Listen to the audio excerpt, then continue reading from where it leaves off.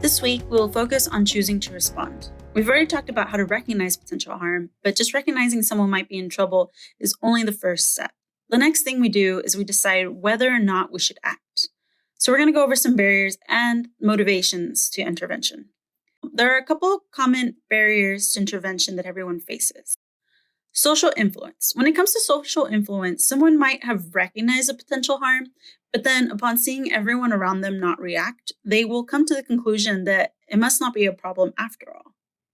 Instead, we can think, I have friends here who could back me up. Those around you are probably thinking the same thing, and you can all work together to solve the problem. Diffusion of responsibility. Diffusion of responsibility is when you decide that someone else will help. The issue is that we all think that way, and because of this, the potential victim may never actually get help. A good way to avoid this barrier is to think, I would feel better knowing I did something. It is possible that someone else could help, but chances are they won't.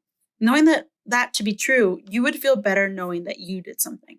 Floristic ignorance is similar to social influence, but it comes down to assuming that everyone thinks a different way than you do, and that makes it so that you think you are the one that is wrong. In order to be motivated to intervene in this situation, one must think, I know it is wrong and others are probably thinking the same thing.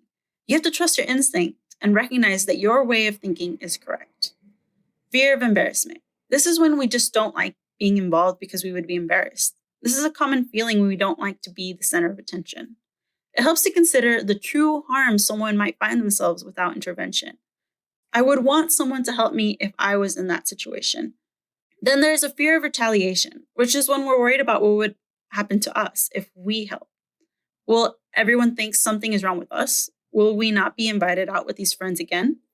Consider instead, I'm afraid of what will happen if I don't do anything. It helps to be able to recognize these barriers in our thinking.